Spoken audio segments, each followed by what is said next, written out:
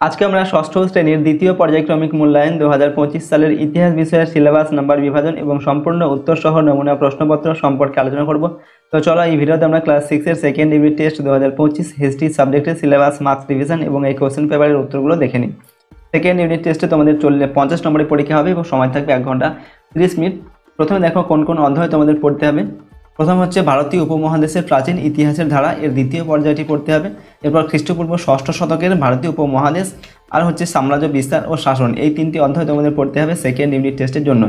এরপর কীরকম প্রশ্ন পরীক্ষা দেওয়া হবে দেখো, 10টি তোমাদের এমসিকিউ প্রশ্ন উত্তর লিখতে হবে। প্রথমে 1 নম্বর মানের প্রশ্ন, সঠিক উত্তর বেছে নিয়ে লিখতে হবে। দেখো এই প্রশ্নগুলো তোমাদের যে 3টি অধ্যায় রয়েছে, প্রতিটি অধ্যায় থেকে 4টি করে প্রশ্ন দেওয়া থাকছে, 12টা, সেখান থেকে 10টির উত্তর লিখতে হবে। এরপর 10টি এসএকিউ প্রশ্নের উত্তর লিখতে হবে। এগুলো 1 নম্বর মানের প্রশ্ন হবে, ঠিক আছে। এক কথায় উত্তর লিখতে হবে বা সত্য মিথ্যা নির্বাচন করতে হবে বা শূন্যস্থান পূরণ করতে হতে পারে, এই ধরনের প্রশ্ন কিন্তু দেওয়া থাকতে পারে। এখানেও প্রতিটা অধ্যায় থেকে 4টি করে প্রশ্ন থাকছে, 3 4 12টা, সেখান থেকে 10টির উত্তর লিখতে হবে। এরপর তোমাদের দেখো 2 নম্বর মানে 4টি প্রশ্নের উত্তর লিখতে হবে, 4 দেখুন 8 নম্বর। এগুলো তোমাদের প্রতিটা অধ্যায় থেকে 2টি করে থাকছে, 6টার মধ্যে 4টির উত্তর লিখতে হবে। নেক্সট 3 নম্বর মানে 4টি প্রশ্নের উত্তর লিখতে হবে, 3 4 12 নম্বর। এই প্রশ্নগুলো তোমাদের প্রতিটা অধ্যায় থেকে, অর্থাৎ 3টি অধ্যায় থেকে 2টি করে প্রশ্ন দেওয়া থাকবে, 6টা, সেখান থেকে 4টির উত্তর লিখতে হবে। এরপর হচ্ছে 5 নম্বর মানে তোমাদের প্রশ্নের উত্তর লিখতে হবে 2টি, 5 নম্বর 10 নম্বর। এখানেও প্রতিটি অধ্যায় থেকে দেখো 1টি করে প্রশ্ন দেওয়া থাকছে 3টি অথবা 4টি প্রশ্ন দেওয়া থাকতে পারে, সেখান থেকে 2টির উত্তর তোমাদের লিখতে হবে। তো এইরকম প্যাটার্নের সাধারণত প্রশ্ন তোমাদের থাকবে 50 নম্বরের এবং সময় দেওয়া থাকবে 1 ঘন্টা 30 মিনিট, ঠিক আছে। তো চলো আমরা এখন একটি কোশ্চেন পেপারের উত্তর দেখে নিই। 1 নম্বর থেকে বলা হচ্ছে সঠিক উত্তরটি বেছে নিয়ে লেখো, যে কোনো 10টির উত্তর লিখতে হবে। 1 × 10 = 10। পরের দিকে মেগালিথ হলো সোনার মূর্তি, পাথরের দেবতা, পাথরের সমাধি। তো মেগালিথ এটা হচ্ছে পাথরের সমাধি। পরের দিকে অটবি কথার মানে হলো বন, আকাশ, সাম্রাজ্য। তো অটবি এটার অর্থ হচ্ছে বন। গয়ের দাগে দক্ষিণ ভারতের একমাত্র মহাজন পদটি হলো অবন্তী, অসমক, বৎস। তো দক্ষিণ ভারতের একমাত্র মহাজন পদটি হলো অসমক। ঘয়ের দাগা হচ্ছে বৈদিক যুগের জনপ্রিয় খেলা ছিল দাবা, পাশা, ফুটবল। তো বৈদিক যুগের জনপ্রিয় খেলা হচ্ছে পাশা খেলা। এরপর হচ্ছে দেখো উঙ্গর দাগে গৌতম বুদ্ধের প্রথম নাম ছিল সিদ্ধার্থ, গৌতম না মহাদেব। গৌতম বুদ্ধের প্রথম নাম ছিল সিদ্ধার্থ। পরের প্রশ্ন হচ্ছে চয়ের দাগে ভারতীয় মহাদেশে প্রথম সোনার মুদ্রা চালু করেন কুজুল, কদফিসেস, বিম কদফিসেস, কনিষ্ক, হবিস্কো। তো ভারতীয় উপমহাদেশে বা ভারতীয় মহাদেশে প্রথম সোনার মুদ্রা চালু করেন বিম কদফিসেস। 6 দাগে প্রশ্ন ইন্ডিকা গ্রন্থটি রচনা করেন কৌটিল্য, মেগাস্থিনিস, অশোক। তো ইন্ডিকা গ্রন্থটি রচনা করেন মেগাস্থিনিস। বর্গীয় জ দাগে মহাক্ষত্রপ উপাধি নিয়েছিলেন হর্ষবর্ধন, রুদ্র, দামন, সমুদ্রগুপ্ত। তো মহাক্ষত্রপ এই উপাধি নিয়েছিল কে? রুদ্র, দামন।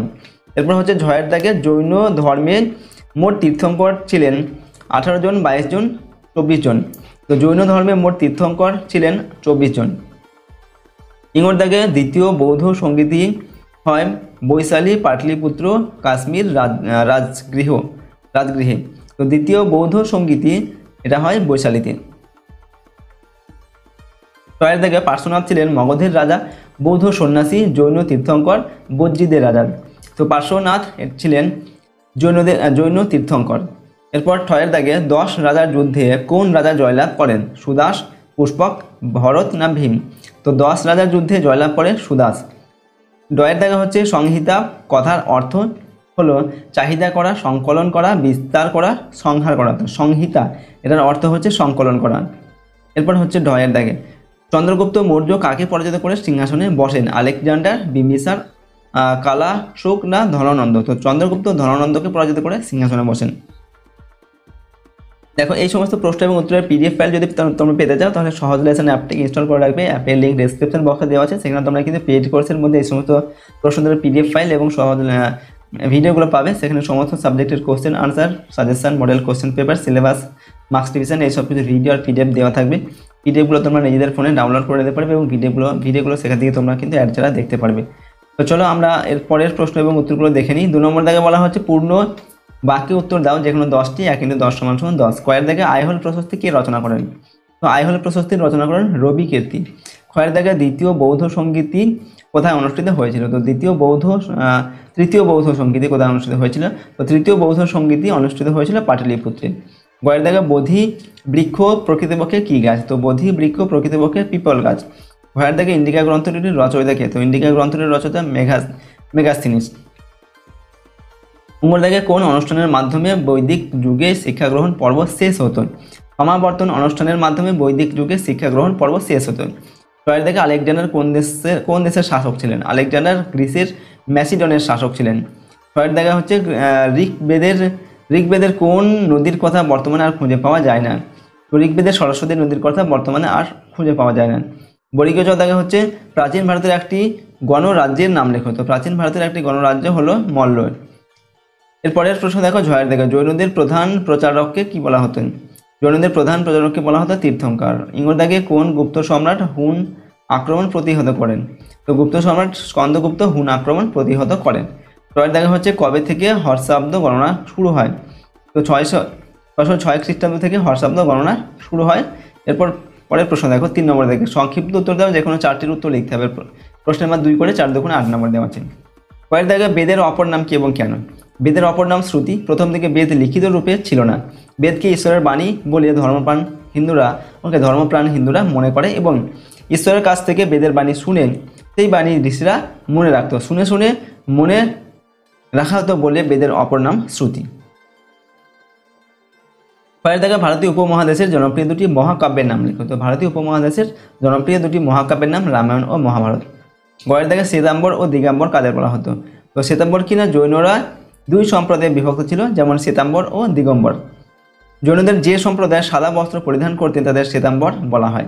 আর দিগম্বর কি? জৈনদের যে সম্প্রদায় সম্পূর্ণ বন্ধন মুক্তির জন্য পরিধেয় বস্ত্র পর্যন্ত ত্যাগ করেন তাদের বলা হয় দিগম্বর বলা হয় তাদের। ঠিক আছে। ঘরের দেখা জৈন ও বৌদ্ধ ধর্মের ত্রিরত্ন বলতে কি বোঝো? তো সৎ বিশ্বাস, সৎ জ্ঞান ও সৎ আচরণের ওপরে জৈনরা জোর দিতেন। এই তিনটিকে একসঙ্গে জৈন ধর্মের ত্রিরত্ন বলা হতো। এরপর বৌদ্ধ ধর্মে গৌতম বুদ্ধ প্রধান ব্যক্তি, তার প্রচার করা ধর্মই বৌদ্ধ ধর্ম। বৌদ্ধ ধর্ম প্রচারের দায়িত্ব বৌদ্ধ সংঘের। এই 3 মিলে হয় বৌদ্ধ ধর্ম সংঘ। এই 3টি বৌদ্ধ ধর্মের ত্রিরত্ন। দাগে সমস্ত বৈদিক সাহিত্যকে কভাগে ভাগ করা হয়েছে ও কী কী? তো সমস্ত বৈদিক সাহিত্যকে 4টি ভাগে ভাগ করা হয়েছে যথা সংহিতা, ব্রাহ্মণ, এরপর আরণ্যক আর হচ্ছে উপনিষদ। ছয়ের দেখা প্রশ্ন মৌর্য সেনাবাহিনীর পরিচয় দাও। তো বিশাল সাম্রাজ্য টিকে রাখার জন্য মৌর্যদের সেনাবাহিনীর দরকার ছিল।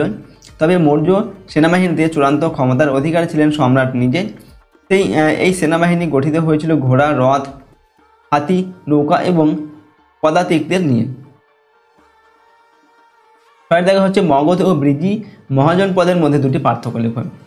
দেখুন, এটা হচ্ছে মগধ, এটা হচ্ছে ব্রিজি। 1 নম্বর পার্থক্য, মগধ একটি রাজতান্ত্রিক মহাজনপদ আর ব্রিজি একটি অরাজতান্ত্রিক মহাজনপদ। 2 নম্বর হচ্ছে একজন রাজার অধীনে থাকার কারণে এখানে শাসন ব্যবস্থা ও পরিবেশ খুবই শান্ত ও মনোরম ছিল। আর ব্রিজিতে কয়েকটি উপজাতির হাতে শাসন ক্ষমতা ভাগ করা ছিল। ঠিক আছে। পরের প্রশ্ন 4 নম্বর দেখে নিম্নলিখিত প্রশ্নগুলোর উত্তর লিখো। যে কোনো 4টি লিখতে হবে। প্রশ্নের মান 3 নম্বর করে, 3 4 12 নম্বর। কয়ের দেখা চতুরাশ্রম সম্পর্কে যা জানো লেখো। তো আশ্রম কথার অর্থ জীবনের বিভিন্ন অবস্থান। পরবর্তী বৈদিক যুগে উচ্চ বর্ণ আর্যদের 4টি আশ্রম গড়ে ওঠে। এগুলিকে চতুরাশ্রম বলা হতো। এগুলি হলো ব্রহ্মচর্য বা বাল্যকাল ও কৈশোরে গুরুগৃহে ব্রহ্মচর্য পালন ও বিদ্যাচর্চা করা।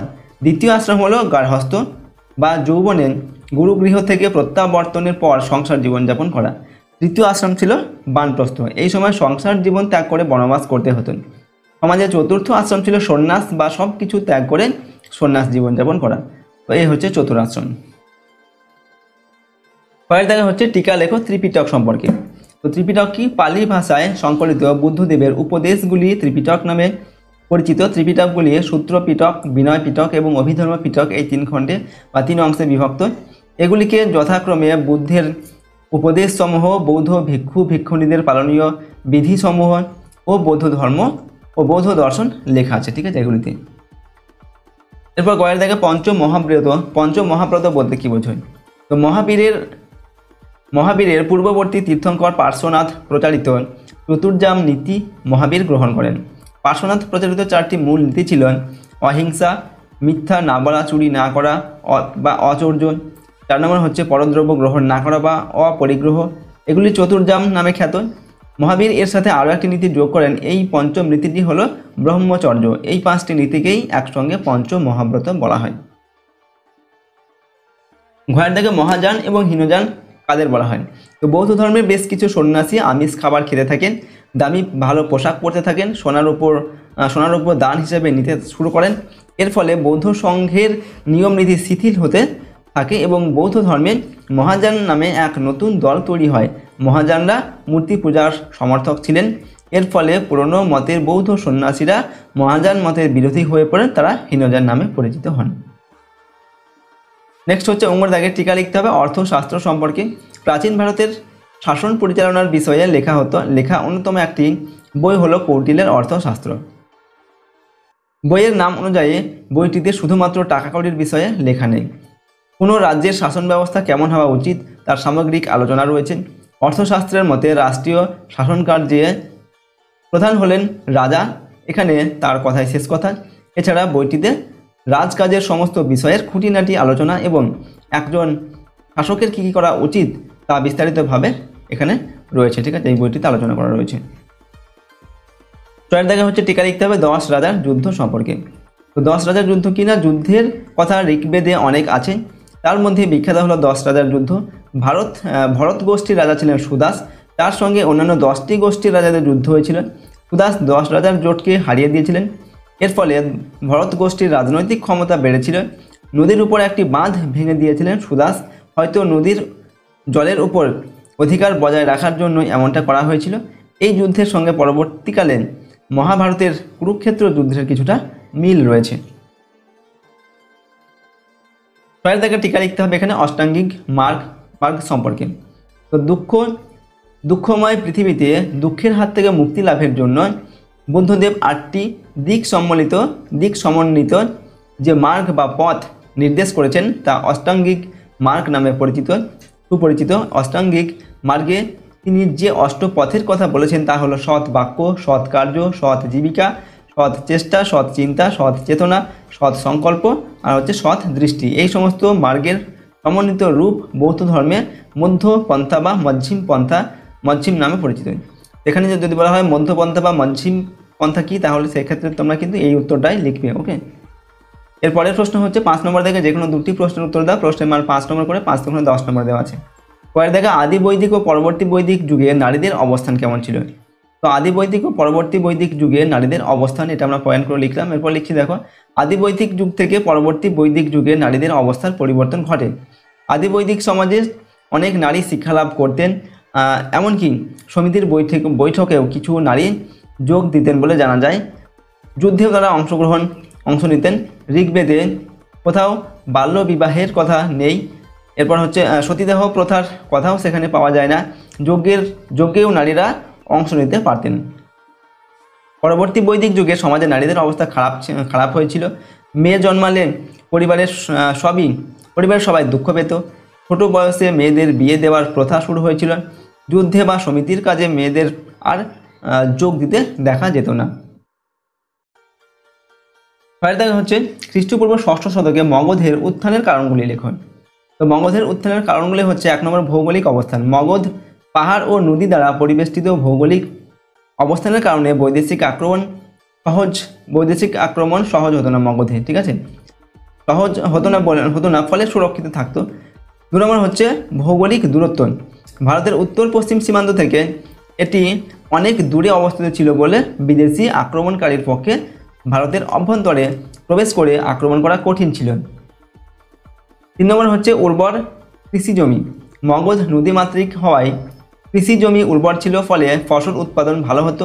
তাই আর্থিক উন্নতি ঘটিয়ে সেনাবাহিনী সমৃদ্ধ করতে পেরেছিলেন। 4 নম্বর হচ্ছে বাণিজ্যের বিকাশ। স্থল ও জলপথ 2 ক্ষেত্রেই বাণিজ্য ভালো হতো। নদীপথে দেশের অভ্যন্তরে ও বিদেশে বাণিজ্য চলত। বাণিজ্যিক সমৃদ্ধি মগধের উত্থানের অন্যতম কারণ। 5 নম্বর সুযোগ্য নেতৃত্ব। মগধের রাজারা ছিল শক্তিশালী। বিম্বিসার, আজাতশত্রু, চন্দ্রগুপ্ত মৌর্য সাম্রাজ্যের উন্নতির শিখরে পৌঁছেছিল। ওকে, উপরিউক্ত কারণে মগধের উত্থান ঘটেছিল। তো এই সমস্ত কারণে হচ্ছে মগধের উত্থান হয়েছিল। গয়ের দাগ হচ্ছে হর্ষবর্ধনের শাসন ব্যবস্থার সংক্ষিপ্ত বিবরণ দাও। হর্ষবর্ধনের শাসন ব্যবস্থা। গুপ্ত সাম্রাজ্যের পতনের পর আর্যাবর্তে হর্ষবর্ধনের নেতৃত্বে থানেশ্বর শক্তিশালী হয়ে ওঠে। একাধিক ঘটনার পরিপ্রেক্ষিতে হর্ষবর্ধন একই সঙ্গে স্থানেশ্বর ও কনৌজের রাজা হন। 506 খ্রিস্টাব্দে হর্ষবর্ধন সিংহাসনে বসেন। তিনি শিলাদিত্য উপাধি গ্রহণ করেছিলেন। শাসন ব্যবস্থার ক্ষেত্রে তিনি ছিলেন শীর্ষে। এছাড়া অমাত্য নামক রাজ কর্মচারীরা শাসন ব্যবস্থায় রাজাকে সাহায্য করত। প্রাদেশিক শাসনের কাজে মন্ত্রী পরিষদ তাকে সাহায্য করত। দূরবর্তী প্রদেশগুলি শাসন করতেন সামন্ত রাজা বা রাজার কোনো প্রতিনিধি। হর্ষবর্ধনের শাসন ব্যবস্থায় প্রতিটি প্রদেশ বা ভুক্তি কয়েকটি বিষয় বা জেলায় বিভক্ত ছিল। শাসন ব্যবস্থার সবথেকে নিচে ছিল গ্রামিক নামক কর্মচারী গ্রাম শাসন করতেন। হর্ষবর্ধন যেহেতু অনেক সামরিক অভিযান করেছিলেন, তাই যুদ্ধে তাকে সাহায্য করার জন্য ছিল বিশাল সেনাবাহিনী। ঘরের দেখা হচ্ছে খ্রিস্টপূর্ব 6ষ্ঠ শতকের নব্যধর্ম আন্দোলন সম্বন্ধে জানেন লেখন। দেখো, নব্যধর্ম আন্দোলন গড়ে ওঠার কারণসমূহ বা নব্যধর্ম আন্দোলন গড়ে ওঠার যে কারণ, সেই কারণগুলো আমরা লিখছি। 1 নম্বর হচ্ছে ধর্মীয় কারণ। প্রাচীন বৈদিক ব্রাহ্মণ্য ধর্ম প্রাঞ্জলতা হারিয়ে জটিল, ব্যয়বহুল, দুর্বোধ্য ক্রিয়াকর্ম ও আচার অনুষ্ঠান ও পুরোহিত শ্রেণী নির্ভর হয়ে ওঠে। পুরোহিত শ্রেণীর প্রতিপত্তি ও ক্রমবর্ধমান চাহিদা ধর্মকে জটিল করে তোলে। 2 নম্বর হচ্ছে সামাজিক কারণ। সমাজে ব্রাহ্মণদের স্থান ছিল সর্বোচ্চ। তারা সমাজের সমস্ত রকম সুযোগ সুবিধা গ্রহণ করলেও কোনো প্রকার কর প্রদান করতেন না। ক্ষত্রিয়দের হাতে অর্থ থাকলেও সামাজিক মর্যাদা ছিল না। ক্ষত্রিয়রা এই সামাজিক মর্যাদা আদায়ের জন্য নব্যধর্ম আন্দোলনকে স্বাগত জানায়। এরপর 3 নম্বর পয়েন্ট হচ্ছে অর্থনৈতিক কারণ। খ্রিস্টপূর্ব 6ষ্ঠ শতকে পূর্ব ভারতে অর্থনৈতিক রূপান্তর ঘটে। এর মূলে ছিল লোহা দিয়ে তৈরি কৃষি সরঞ্জাম ও গো সম্পদ। এ সময় বৈদিক ব্রাহ্মণ্য ধর্মে পশু বলি দেওয়ার জন্য গরু ছিল অন্যতম উপাদান। এ কারণে স্বভাবতই গো সম্পদ অভাবনীয়ভাবে হ্রাস পেলে কৃষিকাজ ব্যাহত ও অর্থনীতি ক্ষতিগ্রস্ত হয়। সম্পদ এক শ্রেণীর হাতে কুক্ষিগত হয়। সাধারণ মানুষের অবস্থা অপরিবর্তিত থাকে। বৈশ্যরা তাদের মর্যাদা বৃদ্ধির জন্য ব্রাহ্মণ্য ধর্মী, এটা ব্রাহ্মণ্য লিখবে বয়রা ফেলা আকার, হয়ে ময়া হবে, ঠিক আছে, হয়ে দন্তনয় হবে, ব্রাহ্মণ্য হয়ে ময়া ধর্মের বিরোধিতা করে নব্য ধর্ম, জৈন ও বৌদ্ধ ধর্মমতকে সমর্থন করে নতুন ধর্মমতের উত্থানের সহায়তা করে। ঠিক আছে, তো এইগুলো হচ্ছে নব্য ধর্ম যে উত্থানের কারণ আর কি। ঠিক আছে, নতুন ধর্ম উত্থানের কারণ। উমর দাগে বৈদিক যুগের শিক্ষা ব্যবস্থা সম্পর্কে লেখন। প্রথমে আমরা লিখছি ভূমিকা। বৈদিক সাহিত্য থেকে সে যুগের শিক্ষা সম্পর্কে নানা তথ্য পাওয়া যায়। বৈদিক শিক্ষা ব্যবস্থায় প্রধান ছিলেন গুরু। 2 নম্বর হচ্ছে প্রথম পয়েন্টে লিখছি আমরা গুরুর ভূমিকা। তিনি একটা অংশ পড়িয়ে বুঝিয়ে দিতেন আর ছাত্ররা তা শুনে শুনে আবৃত্তি করত আর মনে রাখত। গুরু ছাত্রের খাওয়া দাওয়ার সমস্ত দায়িত্ব নিতেন। 2 নম্বর হচ্ছে উপনয়ন। পরবর্তী বৈদিক যুগে শিক্ষা ক্ষেত্রে উপনয়নের গুরুত্ব দেওয়া হতো। উপনয়নের মাধ্যমে গুরুগৃহে ছাত্রের শিক্ষারম্ভ হতো এবং তাকে পড়াশোনা ছাড়াও অন্যান্য কাজকর্ম করতে হতো। 3 নম্বর হচ্ছে পাঠ্য বিষয়। সাধারণত বেদ পাঠের মধ্য দিয়েই শিক্ষাদান শুরু হলেও গণিত, ব্যাকরণ ও ভাষা শিক্ষার উপর জোর দেওয়া হতো। এছাড়া হাতে কলমেও নানা ধরনের শিক্ষা নিতে হতো। এই সময় অস্ত্র চালানো এবং চিকিৎসা বিষয়ে শিক্ষা ছিল বিশেষ গুরুত্বপূর্ণ। এমনকি ব্রাহ্মণরাও অস্ত্র শিক্ষা গ্রহণ করত। 4 নম্বর হচ্ছে সমাবর্তন ও গুরু দক্ষিণা। সাধারণত 12 বছর বয়সে বৈদিক শিক্ষা গ্রহণ চলত। 12 বছর ধরে বৈদিক শিক্ষা গ্রহণ চলত। অনেকে আবার সারা জীবন শিক্ষা নিতে ব্যস্ত থাকতেন। 12 বছর শিক্ষা গ্রহণের পর অনুষ্ঠিত হতো সমাবর্তন অনুষ্ঠান। সেখানে ছাত্রকে স্নাতক বলে অভিহিত করা হতো। গুরুগৃহ থেকে বিদায়ের সময় ছাত্ররা গুরুকে সাধ্যমতো গুরু দক্ষিণাও দিত। এরপর 4 নম্বর দাগে দেখো মৌর্য সাম্রাজ্যের পতনের কারণগুলি আলোচনা করো। এখানে দেখো তোমাদের 2টি প্রশ্নই কিন্তু 5 নম্বর মানের উত্তর লিখতে হবে। এখানে আমরা কয়েকটি প্রশ্ন তোমাদের দিয়েছি, কিন্তু অতিরিক্ত কয়েকটা প্রশ্ন, সমস্ত প্রশ্নগুলো তোমরা কিন্তু মুখস্থ করে নেবে। ওকে, তো 4 নম্বর দাগে মৌর্য সাম্রাজ্যের পতনের কারণগুলি আলোচনা করতে হবে। তো মৌর্য সাম্রাজ্যের পতনের কারণ হচ্ছে, মৌর্য সাম্রাজ্যের পতনের বিভিন্ন কারণগুলি হলো: 1 নম্বর ব্রাহ্মণদের বিরোধিতা। অশোকের বৌদ্ধ ধর্মের পৃষ্ঠপোষকতা ও ব্রাহ্মণ্য ধর্ম বিরোধী মনোভাবকে অনেকে মৌর্য সাম্রাজ্যের পতনের জন্য দায়ী করেন। এরপর 2 নম্বর অশোকের অহিংস নীতি। মৌর্য সম্রাট অশোক অনুষ্ঠিত ধর্ম বিজয় নীতি ও অহিংস পররাষ্ট্র নীতিকে এই সাম্রাজ্যের পতনের অন্যতম কারণ বলে অনেকে অভিমত প্রকাশ করেছেন।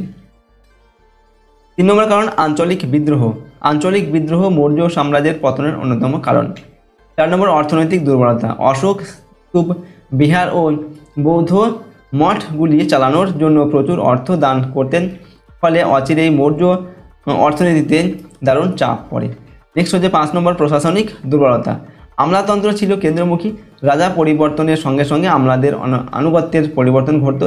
এতে রাষ্ট্রের সংহতি পূর্ণ হয় ও মৌর্য সাম্রাজ্যকে অবক্ষয়ের দিকে নিয়ে যায়।